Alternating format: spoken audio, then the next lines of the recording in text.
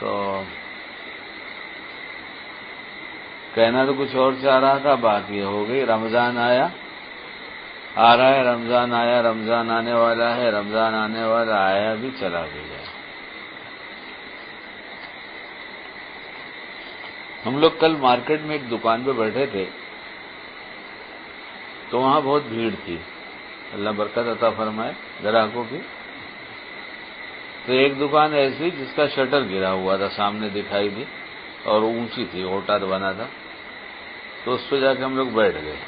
ہم نے کہا چلو بھائی اسی بیٹھ جاؤ، یہ تو بہت اچھا اوٹا مل گیا ہم لوگ کو مارکیٹ میں، یہ تو ملتا نہیں ہے ایسا بیٹھنے کا، تھک گئے تھے، بیٹھ گئے تھے۔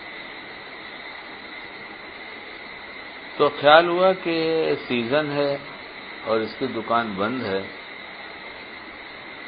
کل بھی بند دیکھا تھا اور آج بھی بند دیکھا ہے، اب بیچارہ سیزن میں نہیں کمائے گا تو پھر کب کمائے گا، دکان ہی نہیں کھلتی۔ یہ خیال آیا، اللہ نے ذہن ادھر منتقل کیا کہ تیری بھی دکان تو سیزن میں بند ہے، کہاں کھل رہی ہے؟ رمضان سیزن بھیجا تھا تاکہ تم متقی بن جاتا، تیرے احوال درست ہو جاتے، تیری نماز اچھی ہو جاتی، خالی سجدے جو بہت دنوں تک کرتا رہا میری یاد کے بغیر، مخلوق کی یاد کے ساتھ، وہ تیری اب میری یاد میں بدل جاتے وہ سجدے۔ تلاوت بہت دنوں کرتا ہے، کم زیادہ چھوڑتا بھی ہے، لیکن کم سے کم یہ سیزن جو آیا تھا تو اس میں ایسا تو کر لیتا، میرا پاک کلام کھولتا تو تیرا جی مچل جاتا کہ میرے اللہ کا پاک کلام کتنا اچھا ہے، کتنی اچھی باتیں ہیں، اگر میں پڑھا لکھا ہوتا تو مجھے کتنا اس سے سرور حاصل ہوتا۔ کبھی اس پہ بھی افسوس نہیں کیا، کبھی میرے پاک کلام پر سرور نہیں ہوا، کیفیت نہیں ہوئی، اس پر بھی افسوس نہیں کیا۔ نمازیں میری یاد سے خالی، ذکر میں زبان پہ ہے، دل میری یاد سے خالی، تقوی نام کی چیز نہیں آئی، حاصل نہیں ہوا۔ رمضان اتنا گزر گیا تو تیری دکان کون سی کھلی ہے؟ جیسے اس نے دکان بند کر دیا تو دکان بند دیکھ کر تو نے قبضہ کر لیا، ایسے تو نے سیزن میں نہیں کمایا، اپنی دکان بند کیا تو نفس نے قبضہ کر لیا۔ کیوں ادھر متوجہ نہیں ہوتا، کیوں نہیں سوچتا؟ کب دنیا دیکھ کر دنیا کے بارے میں سوچے گا، اپنے بارے میں کیوں نہیں سوچتا؟ تو بہت خیال ہوا کہ دیکھو یہ اللہ تعالیٰ نے اس کی دکان بند کرا کے ہمارے لیے کتنی عبرت کا سامان کر دیا، کتنی عبرت کا سامان کر دیا۔ تو دنیا میں جو کچھ ہوتا ہے سب بہت عبرت کے لیے ہوتا ہے، اس سے سبق حاصل کرنے کے لیے ہوتا ہے۔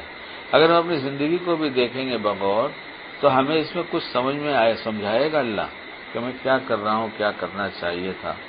تو ادھر ادھر سوچ منتقل کرنے کے بجائے اس وقت باقی رمضان کے لیے ہم ساری سوچ کو اپنی طرف متوجہ کر لیں، منتقل کر لیں۔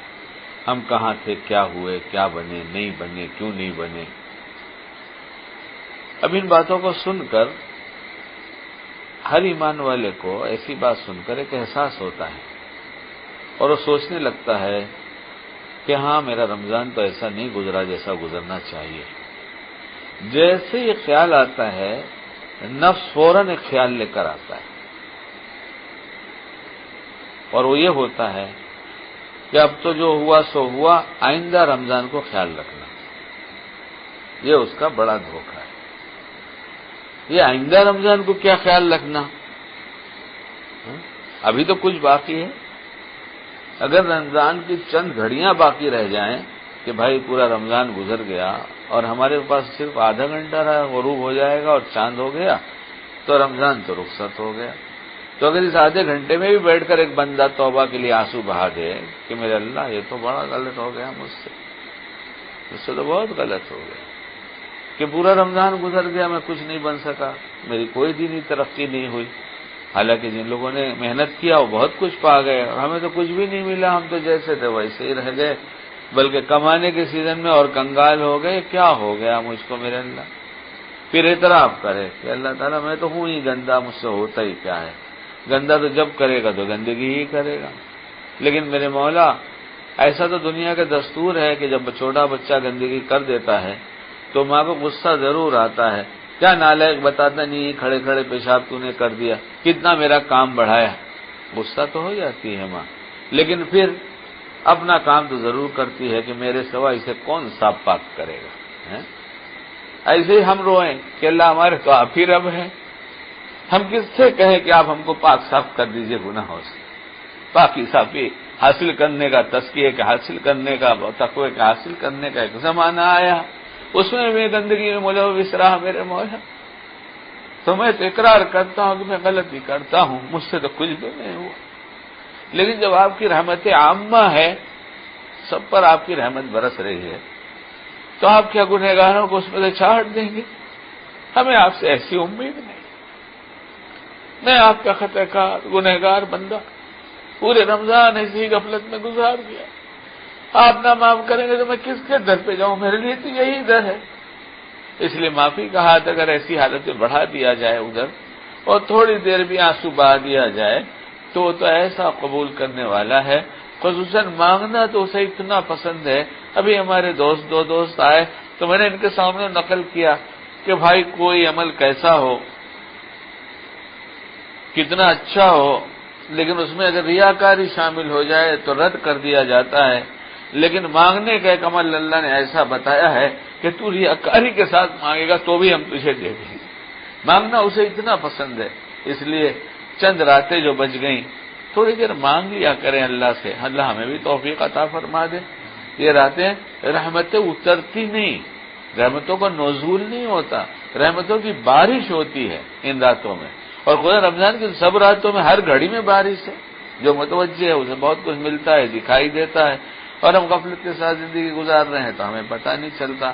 اس لیے اس وقت اب ہم یہ بات طے کریں کہ اپنے بچے ہوئے ایام میں ضروری باتیں، ضروری کام، اس میں بھی اگر یہ ضروری کام کو ہم مؤخر کر دیں کہ بعد رمضان کریں گے تو کر سکتے ہیں یا نہیں کر سکتے؟